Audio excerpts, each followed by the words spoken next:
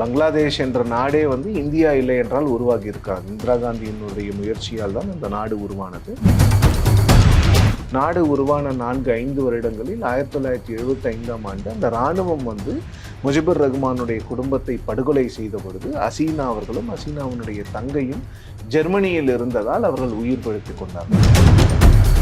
ஹசீனா அவர்கள் இந்தியாவோட க்ளோஸாக இருக்கிறாங்க, இந்தியாவினுடைய ஸ்ட்ராட்டஜிக் இன்ட்ரெஸ்ட்டை பாதுகாக்கிறாங்க அப்படிங்கிற காரணத்திற்காக அங்கே வந்து ஆன்டி இண்டியன் சென்டிமெண்ட்ஸ் வந்து ரொம்ப நாளாகவே இருக்குது. ஸோ இப்போ இம்மீடியட்டாக என்ன பண்ணியிருக்காங்கன்னா, பார்டர் செக்யூரிட்டி ஃபோர்ஸ் வந்து அவங்களோட விஜிலை ஸ்டெப் அப் பண்ணியிருக்காங்க. ஏன்னா இந்த 4100 கிலோமீட்டர் பார்டர் தான் இப்போ வந்து மிகப்பெரிய பிரச்சனைங்க.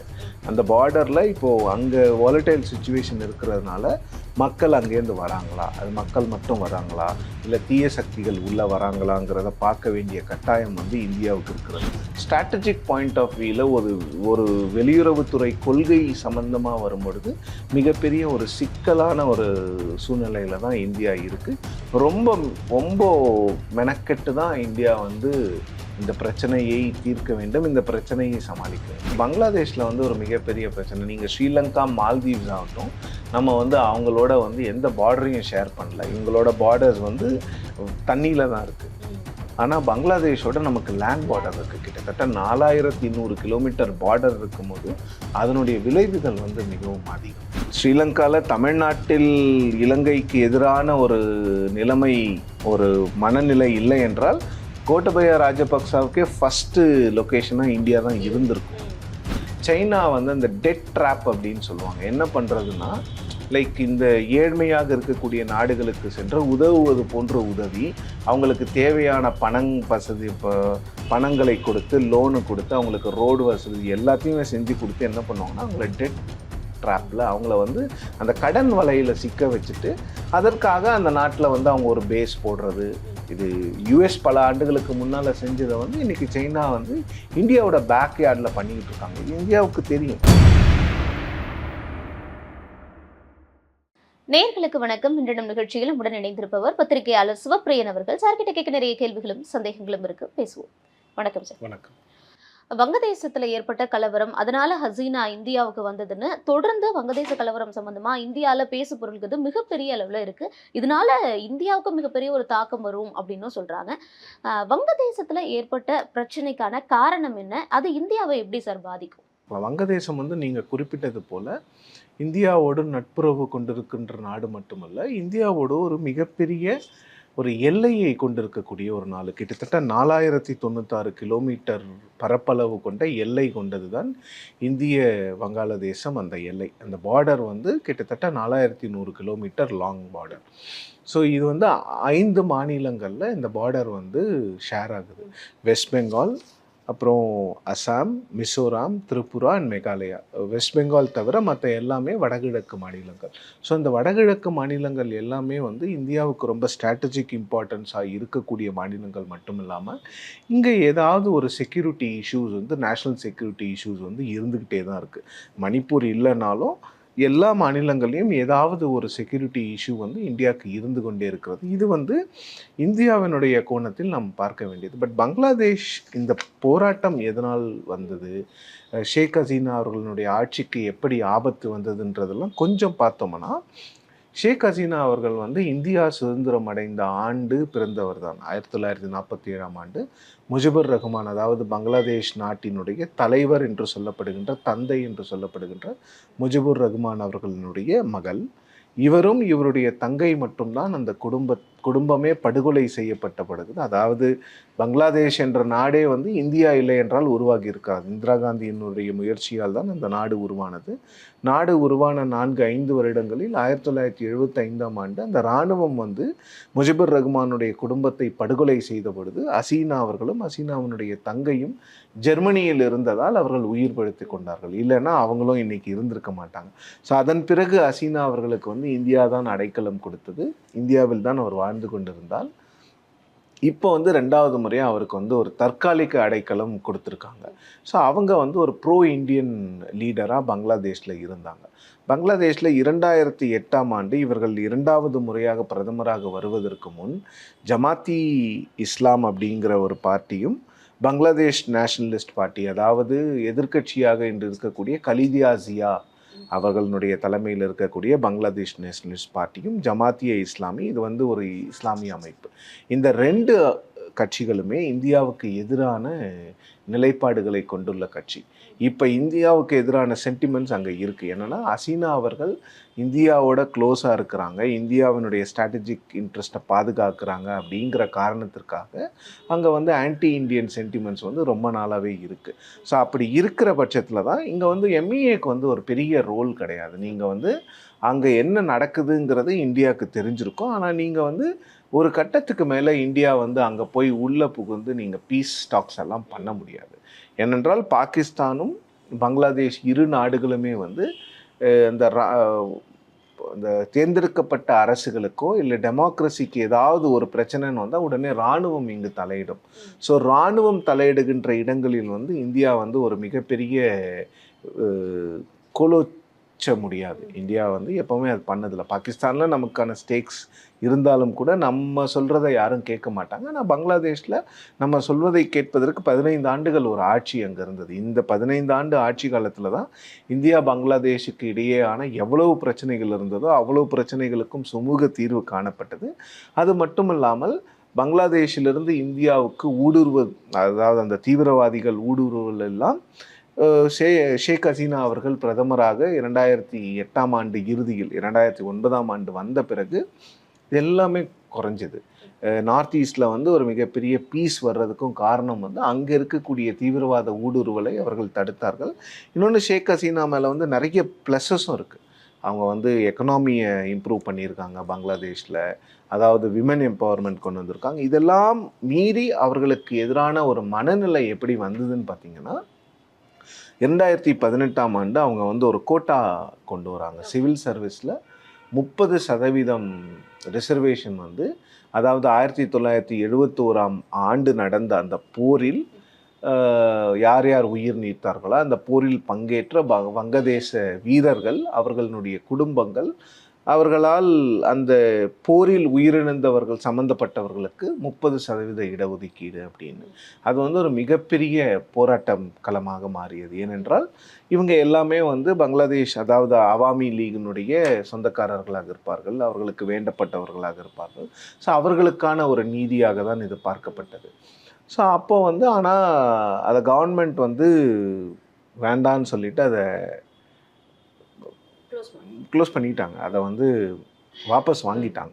இருந்தாலும் அந்த நாட்டினுடைய உயர்நீதிமன்றம் அதை வந்து சரின்னு சொல்லி அந்த சட்டத்தை நடைமுறைப்படுத்தியது. உச்சநீதிமன்றம் அந்த சட்டத்தை உயர்நீதிமன்றம் நடைமுறைப்படுத்தியதை ரத்து செய்தது. ஸோ இதுதான் பேக்ரவுண்ட். ஸோ இப்போ என்னதான் இவங்க வந்து டெமோக்ராட்டிக் லீடராக இருந்தாலும் கூட இந்த ஜனவரி மாதம் அவர்கள் நாட்டில் நடந்த தேர்தலில் வந்து ஷேக் ஹசீனா அவனுடைய கட்சி மீண்டும் வெற்றி பெறுகிறது. அந்த வெற்றியின் மீது பல சந்தேகங்கள் கிளப்பப்பட்டது. முறைகேடுகள் நிறைய இருந்தது. ஸோ அதை வந்து யாருமே கண்டுக்கலை. ஸோ வந்து இது வந்து ஒரு உண்மையான வெற்றி கிடையாது, இது வந்து முறைகேடுகளால் நிகழ்ந்த வெற்றி அப்படிங்கிறது வந்து எதிர்க்கட்சிகள் மற்றும் மாணவர் அமைப்பினுடைய கூற்றாக இருந்தது. ஸோ அந்த பேக்ரவுண்டில் தான் இதை ஹைகோர்ட் இதை ஓகே பண்ணி சுப்ரீம் கோர்ட் இதை ரிஜெக்ட் பண்ணுற அந்த கேப்பில் தான் வந்து மாணவர்களும் இளைஞர்களும் இது வந்து எங்களுடைய வேலை வாய்ப்பை பறிக்கும். ஏற்கனவே வந்து பங்களாதேஷில் வந்து இந்த ஜாப்லெஸ்னஸ் வந்து ரொம்ப அதிகமாக இருக்குது, வேலையின்மை அதிகமாக இருக்கிறது, ப்ரைவேட் செக்டரில் வந்து வேலை வந்து உருவாகலை அப்படிங்கிற ஒரு குற்றச்சாட்டு இருந்ததுனால இது வந்து ஒரு மிகப்பெரிய போராட்டமாக மாறியது. இந்த போராட்டத்தை ஷேக் ஹசீனா அவர்களுடைய அரசு வந்து சரியாக கையாளவில்லை என்பதுதான் இந்த பிரச்சனைக்கு மூல காரணம். அவர்கள் என்ன நினைத்தாங்கன்னா, இந்த மாணவர்களும் இளைஞர்களினுடைய போராட்டம் வலுவடைந்து விடும், இதை வந்து நாம் வந்து இரும்பு கரம் கொண்டு அடக்க வேண்டும். எதிர்க்கட்சிகளை வந்து அவங்க வந்து ரொம்ப அண்டர் எஸ்டிமேட் பண்ணிட்டாங்க. ஜமாத்தி இஸ்லாமியையும் பிஎன்பி பார்ட்டியையும் அவங்க வந்து ரொம்ப அண்டர் எஸ்டிமேட் பண்ணிட்டாங்க. ஆனால் அந்த பார்ட்டியினுடைய கேடர்ஸ் சப்போர்ட் பண்ணதுனால தான் மாணவர்களுடைய போராட்டம் வந்து ஒரு மிகப்பெரிய போராட்டமாக மாறி இன்று அந்த நாட்டினுடைய பிரதமர் மட்டுமல்லாமல் அந்த நாட்டினுடைய தந்தையின் மகள் வந்து வேறொரு நாட்டுக்கு தஞ்சம் புகும் அளவுக்கு அந்த சிச்சுவேஷனை எக்ஸாபரேட் பண்ணது வந்து ஷேக் ஹசீனாவினுடைய அரசு தான். அதில் வந்து எந்த மாற்று கருத்தும் இல்லை. இந்தியாவுக்கு இதில் ஸ்டேக்ஸ் நிறைய இருக்குது. ஆனால் இந்தியா என்ன பண்ண முடியுங்கிறத வந்து இனிமே தான் பார்க்க முடியுமே தவிர இதை தடுத்து நிறுத்திருக்க முடியுமான்னா இந்தியாவால் நிச்சயமாக முடியாது. எந்த நாட்டாலையும் இன்னொரு நாட்டில் நடக்கக்கூடிய ஒரு உள்நாட்டு போரையோ இல்லை உள்நாட்டு விஷயங்களையும் மிகப்பெரிய அளவில் யாராலையும் தலையிட முடியாது. இப்போ கண்டிப்பா ஏதாவது ஒரு தாக்கம் வரும் அப்படின்னு சொல்றாங்க. இது ஒரு எச்சரிக்கை மணி இந்தியாவுக்கு அப்படின்னு சொல்றாங்க. ஸோ என்ன மாதிரியான விளைவுகள் இது மூலமா இந்தியாவுக்கு வரும் அப்படிங்கிறத நம்ம கொஞ்சம் ஒரு ப்ரீமெச்சூரா இந்த மாதிரியான முன்னெச்சரிக்கை நடவடிக்கைகள்லாம் எடுக்கணும் அப்படின்னா என்ன மாதிரியான விஷயங்கள் செய்யணும்? இல்லை, இப்போ ஆல் பார்ட்டி மீட்டிங் கூப்பிட்டுருக்காங்க, எல்லா பார்ட்டிஸையும் கன்சல்ட் பண்ணுறாங்க. நேற்று வந்து வெளியுறவுத்துறை அமைச்சர் ஜெய்சங்கர் அவர்கள் எதிர்க்கட்சி தலைவர் ராகுல் காந்தியை சந்தித்து என்னென்ன நடவடிக்கைகள் அரசு எடுக்க போகுது என்று ப்ரீஃப் பண்ணியிருக்காரு. பிரைம் மினிஸ்டர் சந்தித்து ப்ரீஃப் பண்ணியிருக்காரு. இன்றைக்கி எல்லா கட்சியினுடைய கருத்துக்களை கேட்டிருக்காங்க. ஸோ இப்போ இம்மீடியட்டாக என்ன பண்ணியிருக்காங்கன்னா, பார்டர் செக்யூரிட்டி ஃபோர்ஸ் வந்து அவங்களோட விஜிலை ஸ்டெப் அப் பண்ணியிருக்காங்க. ஏன்னா இந்த 4100 கிலோமீட்டர் பார்டர் தான் இப்போ வந்து மிகப்பெரிய பிரச்சனை. இங்கே அந்த பார்டரில் இப்போது அங்கே வாலடைல் சுச்சுவேஷன் இருக்கிறதுனால மக்கள் அங்கேருந்து வராங்களா, அது மக்கள் மட்டும் வராங்களா, இல்லை தீய சக்திகள் உள்ளே வராங்களாங்கிறத பார்க்க வேண்டிய கட்டாயம் வந்து இந்தியாவுக்கு இருக்கிறது. இன்னொன்று வந்து இந்தியாவுக்கும் வங்கதேசத்துக்குமான அந்த உறவு வந்து கிட்டத்தட்ட ஒரு தொப்புள் கொடி உறவு போன்றது தான். ஏனென்றால் அந்த நாடே உருவானது எப்படின்னு பார்த்தீங்கன்னா வந்து ஒரு மொழி பிரச்சனையினால் தான் அந்த நாடு உருவானது. இஸ்லாமியர்களுக்கென்று ஒரு தனி நாடு இந்தியாவிலிருந்து கொடுக்கப்பட்ட போது ஈஸ்ட் பாகிஸ்தான் என்று அழைக்கப்பட்டது தான் இன்றைய பங்களாதேஷ். ஈஸ்ட் பாகிஸ்தானில் பேசப்பட்ட பெரும்பான்மையான மொழி வந்து வங்காளம். ஆனால் மற்ற பாகிஸ்தானுடைய மற்ற ரீஜனில் பேசப்பட்ட மொழி வந்து உருது. ஆனால் வங்காளம் பேசக்கூடியவர்கள் உருதை ஏற்றுக்கொள்ளவில்லை. அதனால் வந்த பிரச்சனையினால்தான் வங்கதேசம் என்ற நாடே உருவானது. ஸோ அந்த நாடு உருவாகிறதுக்கு வந்து ஒரு மிகப்பெரிய போராட்டம் நடந்திருக்கிறது. ஸோ அந்த போராட்டத்தில் இந்தியாவினுடைய பங்கு வந்து அளப்பரியது. இந்தியா இல்லைன்னா அந்த நாடு உருவாயிருக்காது. இன்னொன்று இந்தியாவுக்கும் வங்கதேசத்துக்குமான அந்த ஸ்டேக்ஸ் வந்து ரொம்ப அதிகமாக இருக்குது. ஸோ இப்போ இந்தியா என்ன பண்ணணும்னா வேறு வழியே கிடையாது. ஜமாத்தி இஸ்லாமியும் பங்களாதேஷ் நேஷனலிஸ்ட் பார்ட்டியும் சேர்ந்து தான் அரசு அமைக்க போகிறாங்க. இல்லை அவர்களுடைய ஆதரவில் தான் இந்த இடைக்கால அரசு அமைய போகிறது. ஸோ இந்தியாவிற்கு வேறு வழியே இல்லை, அவங்களோட பேசி தான் ஆகணும். ஏன்னா அவங்க தான் ஒரு ஜனநாயக முறைப்படி அவங்க தேர்ந்தெடுக்கப்படவில்லை என்றாலும் கூட ஒரு நாட்டினுடைய இராணுவம் வந்து முன்னெச்சரிக்கை நடவடிக்கைகள் எடுத்து இந்த 2 கட்சிகளையும் வந்து அந்த நாட்டில் இப்போ குடியரசுத் தலைவர்னு ஒருத்தர் இருக்கார், அவருடைய அனுமதியோடு இவங்க யாராவது ஆட்சி அமைச்சாங்கன்னா அது லெஜிட்டிமேட் கவர்மெண்ட்டாக ரெகக்னைஸ் பண்ணிடுவாங்க. லெஜிட்டிமேட் கவர்மெண்ட்டாக அந்த கண்ட்ரி அதை ரெகக்னைஸ் பண்ணிடுச்சுன்னா இந்தியாவுக்கு வேறு வழி இல்லை, அவங்களோட பேசி தான் ஆக வேண்டும். ஏன்னா இந்த ஊடுருவல் மட்டும் இல்லாமல் அங்கேருந்து மைக்ரண்ட்ஸ், அங்கேருந்து இல்லீகல் இமிக்ரெண்ட்ஸ் வராமல் பார்த்துக்க வேண்டிய கட்டாயமும் நமக்கு இருக்கிறது. ஏன்னா இன்றைக்கி இந்த சிட்டிசன்ஷிப் அமெண்ட்மெண்ட் பில் இது எல்லாமே வந்து இதோடு சேர்ந்தது தான். ஏனென்றால் நிறைய கம்ப்ளைண்ட்ஸ் இருக்குது. நார்த் ஈஸ்டில் இருக்கக்கூடிய இஸ்லாமியர்கள் நிறைய பேர் வந்து வங்காளதேசத்திலிருந்து வந்து குடிபெயர்ந்தவர்கள் அப்படிங்கிறது. ஸோ இதெல்லாம் வந்து இந்தியாவுக்கு வந்து கொஞ்சம் சிக்கலாக தான் இருக்கும். எல்லாமே சிக்கலான விஷயங்கள் தான். இது மட்டும் இல்லாமல் நிறைய ஸ்டேக்ஸ் இருக்குது, ரோட்ஸ் இருக்குது, இந்தியாவும் பங்களாதேஷுக்குமான ட்ரேட் இருக்குது. இன்னொன்று பார்த்திங்கன்னா பங்களாதேஷில் வந்து இப்போ இது எக்கனாமியே வந்து அழிக்கக்கூடிய ஒரு வல்லமையும் இந்த போராட்டத்துக்கு இருக்கிறது. ஏன்னா வங்கதேசம் பார்த்திங்கன்னா இப்போ இந்தியாவில் திருப்பூர் எப்படி வந்து தமிழ்நாட்டினுடைய திருப்பூர் ஏற்றுமதி பின்னலாடை ஏற்றுமதியில் மிகப்பெரிய அளவில் இருக்கிறதோ அதற்கு ஈக்குவலாக இருக்கக்கூடிய கண்ட்ரி வந்து பங்களாதேஷினுடைய கூட்ஸ் வந்து உங்களுக்கு வந்து UK US போன்ற நாடுகளில் வந்து இன்னும் சீப்பாக இருக்கும். அவங்களுக்கு வந்து அந்த ஃப்ரீ ட்ரேட் அக்ரிமெண்ட் இருக்கிறதுனால நம்மளுடைய கூட்ஸ் வந்து UKக்கும் USக்கும் போனோம்னா அவங்க வந்து ஒரு என்ட்ரி ஃபீ கொடுக்கணும். ஆனால் பங்களாதேஷினுடைய கூட்ஸை UKவும் USவும் எக்ஸ்போர்ட் பண்ணும்போது அந்த ஃபீயே இல்லாமல் அவங்க எக்ஸ்போர்ட் பண்ணலாம். ஸோ இது வந்து இந்தியாவுக்கு ஓரளவுக்கு ட்ரேட் விஷயத்தில் கொஞ்சம் ஹெல்ப் பண்ணாலும் கூட ஸ்ட்ராட்டஜிக் பாயிண்ட் ஆஃப் வியூவில் ஒரு வெளியுறவுத்துறை கொள்கை சம்பந்தமாக வரும்பொழுது மிகப்பெரிய ஒரு சிக்கலான ஒரு சூழ்நிலையில் தான் இந்தியா இருக்குது. ரொம்ப ரொம்ப மெனக்கெட்டு தான் இந்தியா வந்து இந்த பிரச்சனையை தீர்க்க வேண்டும், இந்த பிரச்சனையை சமாளிக்க வேண்டும். ஏன்னா இப்போ ப்ரோ இந்தியா கவர்மெண்ட் இருந்த பங்களாதேஷ் அப்படிங்கிறது இப்போ வந்து ஷேக் ஹசீனா கடந்த மாதம் வந்து இந்தியாவுக்கும் வந்தாங்க, சைனாக்கும் போனாங்க. இப்போ இருக்கக்கூடிய கலவரத்திலேயே பின்னாடி வந்து ஐஎஸ்ஐ இருக்காங்க, பாகிஸ்தானுடைய தூண்டுதலின் பேரில் தான் இந்த கலவரமே நடந்தது, மாணவர்களுக்குள்ள ஊடுருவி இருந்தாங்க. ஸோ இதுக்கெல்லாம் காரணம் பாகிஸ்தான் சொல்றாங்க. இன்னொரு தரப்பு என்ன சொல்றாங்கன்னா சைனாவுமே இதில் இருக்காங்க. ஏன்னா சீனா போயிட்டு பாதையிலேயே வந்து ஹசீனா வந்துட்டாங்க. ஸோ அவங்களுக்குள்ளேயுமே ஒரு முரண் வந்ததுனால இந்த கலவரத்துக்கு காரணம் பாகிஸ்தானும் சீனாவும் சேர்ந்து இந்த கலவரத்தை உருவாக்கியிருக்காங்க. ஸோ இது இந்தியாவுக்கு மிகப்பெரிய அளவில் ஒரு பின்னோக்கான ஒரு விஷயமா தான் பார்க்கப்படுது அப்படின்னு சொல்றாங்க. உண்மையாவே இதுக்கு பின்னாடி சீனாவும் பாகிஸ்தானும் இல்லை, இருக்காங்களா? சீனாவும் பாகிஸ்தானும் இந்த கலவரத்தில் இல்லைனாலும் கூட ஒரு ஆன்டி இந்தியா கவர்மெண்ட்டோ இல்லை ஆன்டி இந்தியா சென்டிமெண்ட்ஸ் பங்களாதேஷில் இருக்கிறதே இந்தியாவுக்கு ஒரு செட்பேக் தானே. ஏன்னா நமக்கு வந்து மாலத்தீவு வந்து இந்தியாவினுடைய பேக்யார்டில் இருக்கக்கூடிய ஒரு கண்ட்ரி. அங்கே வந்து நம்மளுடைய ராஜ்யம் நடந்து கொண்டிருந்த இடத்துல வந்து இன்றைக்கி வந்து சீனா ஆக்கிரமித்திருக்கிறது.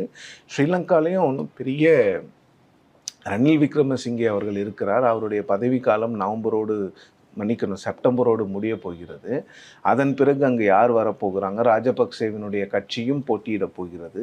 ஸோ இங்கே ஸ்ரீலங்காவில் ஒரு பிரச்சனை, இப்போ பங்களாதேஷில் வந்து ஒரு மிகப்பெரிய பிரச்சனை. நீங்கள் ஸ்ரீலங்கா, மால்தீவ்ஸ் ஆகட்டும், நம்ம வந்து அவங்களோட வந்து எந்த பார்டரையும் ஷேர் பண்ணல. இவங்களோட பார்டர்ஸ் வந்து தண்ணியில் தான் இருக்குது. ஆனால் பங்களாதேஷோட நமக்கு லேண்ட் பார்டர் இருக்குது. கிட்டத்தட்ட 4200 கிலோமீட்டர் பார்டர் இருக்கும்போது அதனுடைய விளைவுகள் வந்து மிகவும் அதிகம்.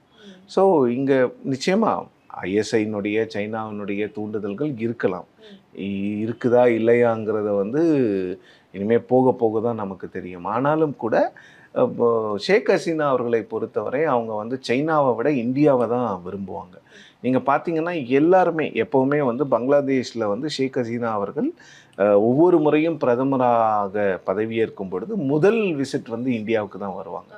அவங்களுடைய எப்படி இலங்கை அதிபர்கள் வந்து முதல் விசிட்டாக இந்தியாவுக்கு வராங்களோ அதே போல் தான் ஸ்ரீலங்காவும். ஸோ அதே போல் தான் பங்களாதேஷ். ஒன்லி டிஃப்ரென்சஸ் பங்களாதேஷோட லேண்ட் பார்டர், இங்கே நமக்கு சி பார்டர், அவ்வளோதான். ஆனால் இதனுடைய ஸ்டேக்ஸ் வந்து ரொம்ப ரொம்ப அதிகம். இதில் பாகிஸ்தான் இப்போ வந்து நிச்சயமாக ஜமாத்தி இஸ்லாம், பிஎன்பி வரும்பொழுது பாகிஸ்தானினுடைய கை வந்து அங்கே ஓங்குவதற்கான வாய்ப்புகள் இருக்கிறது. பட் அது வந்து எவ்வளவு நாளுக்கு அது இருக்கும் அப்படிங்கிறது, ஏன்னா அங்கே ஆன்டி பாகிஸ்தான் சென்டிமெண்ட்டும் அதிகமாக தான் இருக்கும். ஆன்டி சைனா சென்டிமெண்ட் இருக்குமான்னு கேட்டிங்கன்னா அதுக்கு பதில் கிடையாது. அது இனிமேல் போக போக தான் தெரியும். ஏன்னா இப்போ ஆன்டி சைனா இருக்குமாங்கிற டவுட் அப்படிங்கும்போது இப்போ மால்தீவ்ஸுமே வந்து நமக்கு சாதகமாக இருந்தவங்க இப்போ வந்து ப்ரோ சைனாவாக செயல்பட்டு இருக்காங்க. அதுவே நமக்கு வந்து ஒரு இதுவாக பார்க்கப்படுறப்போ இப்போ பக்கத்திலே இருக்கக்கூடிய பங்களாதேஷ் அப்படின்னு போகிறப்போ சி அண்ட் லேண்ட் ரெண்டுமே பக்கத்தில் இருக்கக்கூடிய ரெண்டு கண்ட்ரீஸுமே நமக்கு எகெயின்ஸ்டாக திரும்பும்போது அது இந்தியாவுக்கு ஒரு பாதுகாப்பு அச்சுறுத்தலாகவும் நம்ம பார்க்க வேண்டியது. பாதுகாப்பு அச்சுறுத்தல் ரொம்ப நல்லா இருக்குல்ல. இந்தியாவுக்கு நேபாளும் இப்போ நம்மளை விட்டு போயிட்டு இருக்காங்க. நேபாளும் சைனாவுடைய கட்டுப்பாட்டில் தான் இருக்குது. அதே போன்று வந்து நீங்கள் பார்த்தீங்கன்னா இப்போது இலங்கையும் சைனாவோட கட்டுப்பாட்டுக்கு போக போகிற நேரத்தில் தான் இந்தியா சென்று அங்கே வந்து காப்பாற்றி தான் அதை கொண்டு வந்தாங்க. ஸோ இது வந்து இந்தியாவுக்கு வந்து ஒரு பாதுகாப்பு அச்சுறுத்தல் வந்து ரொம்ப நாட்களாகவே இருக்கிறது. அதனால தான் வந்து நீங்கள் பார்த்தீங்கன்னா சவுத் ஆஃப்ரிக்கா போன்ற நாடுகளை வந்து G20 சேர்க்கறதுக்கு இந்தியா வந்து டெல்லியில் நடந்த G20 மாநாட்டில் சேர்க்கறதுக்கு வந்து மிகப்பெரிய ஒரு முயற்சி எடுத்ததும் இதனால தான். ஏன்னா சைனா வந்து அந்த டெட் ட்ராப் அப்படின்னு சொல்லுவாங்க. என்ன பண்ணுறதுன்னா லைக் இந்த ஏழ்மையாக இருக்கக்கூடிய நாடுகளுக்கு சென்று உதவுவது போன்ற உதவி, அவங்களுக்கு தேவையான வசதி, பணங்களை கொடுத்து, லோனு கொடுத்து, அவங்களுக்கு ரோடு வசதி எல்லாத்தையுமே செஞ்சு கொடுத்து என்ன பண்ணுவாங்கன்னா அவங்கள டெட் ட்ராப்பில் அவங்கள வந்து அந்த கடன் வலையில் சிக்க வச்சுட்டு அதற்காக அந்த நாட்டில் வந்து அவங்க ஒரு பேஸ் போடுறது. இது யூஎஸ் பல ஆண்டுகளுக்கு முன்னால் செஞ்சதை வந்து இன்றைக்கி சைனா வந்து இந்தியாவோட பேக்யார்டில் பண்ணிக்கிட்டு இருக்காங்க. இது இந்தியாவுக்கு தெரியும். மிகப்பெரிய பாதுகாப்பு அச்சுறுத்தல் வந்து சைனாவால் இந்தியாவில் இருக்கிறது. அதனால தான் இப்போ வந்து நிறைய பேர் வந்து அதாவது கச்சத்தீவுக்கு அருகில், நெடுந்தீவுக்கு அருகில் இருக்கின்ற பவர் பிளான்ஸை வந்து அதானி அவர்களுக்கு கொடுத்துருக்கிறது ஸ்ரீலங்கா அப்படின்னு நிறைய பேர் பேசினாலும் கூட அது ஏன் மிகப்பெரிய இஷ்யூவாக மாறலைன்னா அங்கே சைனீஸ் பவர் பிளான்ஸ் வர்ற மாதிரி இருந்தது. அது சைனீஸ் பவர் பிளான்ஸ் வந்திருந்ததுன்னா நீங்கள் ராமேஸ்வரத்துலேருந்து ஒரு ஸ்பீட் போர்டு எடுத்திங்கன்னா 45 நிமிஷத்தில் நெடுந்தீவுக்கு நீங்கள் போயிடலாம். ஸோ 45 நிமிடத்தில் அங்கேருந்து அவங்க கிட்டத்தட்ட வந்து ஒரு பைனாக்குலர் வச்சு பார்த்தீங்கன்னா உங்களுக்கு ஒரு சில விஷயங்கள் தெரியும். அவங்க கிட்ட இருக்கிற மிகப்பெரிய அந்த பவர்ஃபுல் பைனாக்குலர்ஸ்லாம். ஸோ இந்த மாதிரி ஒரு பேக்யார்டில் சைனா இருக்கக்கூடாதுங்கிறதுக்காக தான் இந்தியா போராடி, ஓகே அது அதானிக்கு கொடுத்துருக்கலாமா வேணாமாங்கிறத நாம் டிபேட் பண்ணலாம். ஆனால் இந்தியன் கம்பெனி ஒன்று கண்ட்ரோலில் அந்த இடம் இருக்கிறதுங்கிறது வந்து இந்தியாவுக்கு வந்து ஒரு மிகப்பெரிய ப்ளஸ் தான். ஸோ அது போன்ற நிறைய அச்சுறுத்தல்கள் வந்து இந்தியாவுக்கு வந்து இந்த நெய்பர்ஹுட்டில் வந்து இருக்குது. இப்போ ஷேக் ஹசீனா இந்தியாவில் இருக்காங்க. இந்தியா என்ன சொல்லியிருக்காங்கன்னா தற்காலிகமான ஒரு பாதுகாப்பு ஹசீனாக்கு இங்கே கொடுக்கப்பட்டிருக்கு அப்படின்றாங்க. இப்போ நமக்கு ஆன்டி கவர்மெண்ட்டாக அங்கே வந்து பங்களாதேஷில் வருது, பிஎன்பி திரும்ப வரப்போகிறாங்க அப்படிங்கும்போது அவங்க அவங்க அந்த கட்சி தான் வந்து ஆல்ரெடி வந்து நம்ம ஆன்டி இந்தியன் ஒரு மைண்ட் செட் இருக்கக்கூடிய ஒரு பிஎம் அங்கே வராங்கன்னா நம்ம ஹசீனாக்கு எவ்வளவு நாட்கள் இங்கே தற்காலிகம் அப்படின்னு சொல்லி எவ்வளோ நாள் இங்கே இருக்காங்களோ அது நம்மளுக்கு வந்து ரொம்ப டேஞ்சரஸான ஒரு விஷயம் தானே. இல்லை, டேஞ்சரஸான விஷயமா இருந்தாலும் கூட ஹசீனா அவர்களை வந்து நீங்கள் அவ்வளோ சீக்கிரம் கைவிட்டுற முடியாது. ஏன்னா இந்தியாவுக்காக வந்து குரல் கொடுத்த ஒரு தலைவர். ஸோ அது போன்ற விஷயம் அவங்களுக்கு வந்து இப்போ அவங்க நாடு கடத்தப்பட்டதுனாலேயே அவர்களுடைய செல்வாக்கு முழுவதும் சரிவடைந்து விட்டதுன்னு சொல்ல முடியும். அவங்க கட்சிக்கு வேறு செல்வாக்கு இருக்கலாம். ஸோ அந்த கட்சியோடு ஒரு நல்லுறவை இந்தியா நிச்சயமாக விரும்பும். இன்னொன்று, ஷேக் ஹசீனாவை இந்தியாவே கைவிட்டு விட்டது என்ற பெயரும் இந்தியாவுக்கு அவப்பெயர் தான். தேவைப்படும் பொழுது வச்சுட்டு இருந்தாங்க, அவங்க பதவி போன பிறகு அவங்கள கழட்டி விட்டுட்டாங்கங்கிற பேர் வந்து இந்தியாவுக்கு வந்து நல்ல பேர் கிடையாது.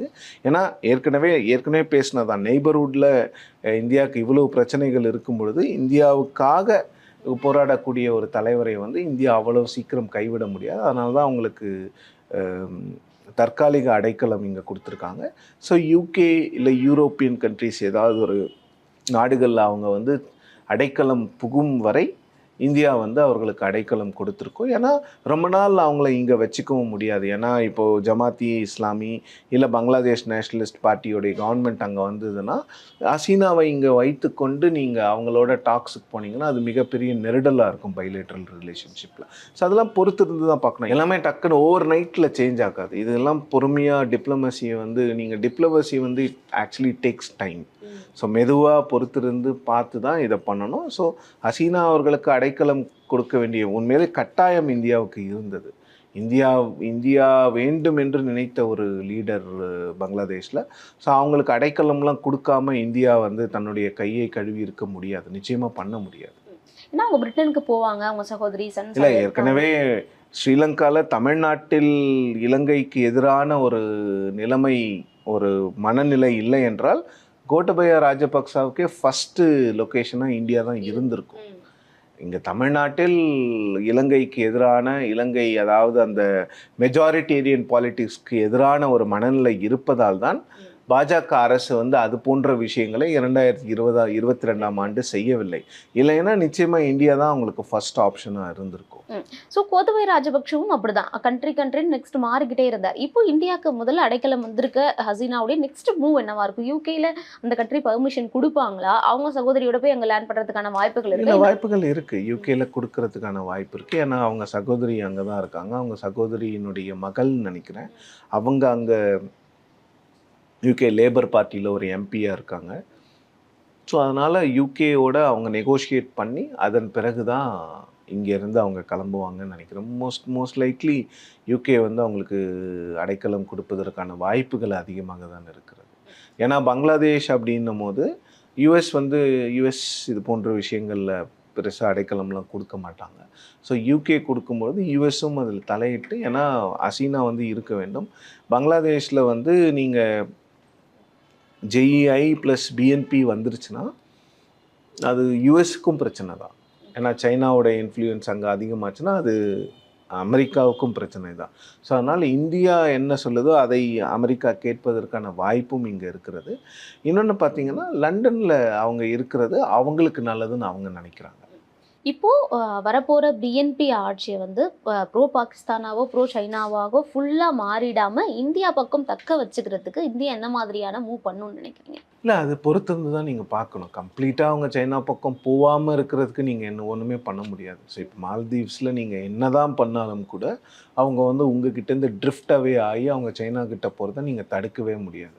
அதே போன்று தான் 2019ஆம் ஆண்டு கோத்தபய ராஜபக்ச முதல் பயணமாக இந்தியா வந்தாலும் கூட அவங்க சைனா பக்கம்தான் ட்ரிஃப்ட் ஆனாங்க. ஸோ அதெல்லாம் நீங்கள் தடுக்கவே முடியாது. அன்லஸ் இன்னொரு ப்ரோ இந்தியா கவர்மெண்ட் வர வரைக்கும் நீங்கள் பங்களாதேஷை நீங்கள் கோட் பண்ணிக்கிட்டே தான் இருக்கணும். ஏன்னா நமக்கும் ஸ்டேக்ஸ் அதிகமாக இருக்குது. அவங்களுக்கு இருக்கோ இல்லையோ நமக்கு ஸ்டேக்ஸ் அதிகமாக இருக்கும் பொழுது நம்மளுடைய நேஷ்னல் செக்யூரிட்டி இஷ்யூ அட் ஸ்டேக்கில் இருக்கும்போது நம்ம கொஞ்சம் விட்டு கொடுத்து தான் போகணும். அதெல்லாம் இந்தியன் டிப்ளமேட்ஸ் வந்து ரொம்ப நேர்த்தியானவர்கள், எல்லாருக்குமே பயங்கர எக்ஸ்பீரியன்ஸ் ஆன பீப்புள் தான். இன்னொன்று ஜெய்சங்கர் அவர்களை நீங்கள் வந்து கிரிட்டிசைஸ் பண்ணலாம், என்ன வேணும் அவருடைய பொலிட்டிக்கல் ஸ்டேட்மெண்ட்ஸ்லாம், but is a very fine diplomat. So டிப்ளமசிங்கிற விஷயத்தில் வந்து அவங்க சரியான ஒரு முடிவை இந்தியா எடுக்கும் தான் நினைக்கிறேன். ஓகே சார், இவ்வளோ நேரம் என்னுடைய கேள்விகளுக்கு மிக நேர்த்தியான தெளிவான பதில்களை கொடுத்ததுக்கு நன்றி சார். நன்றி.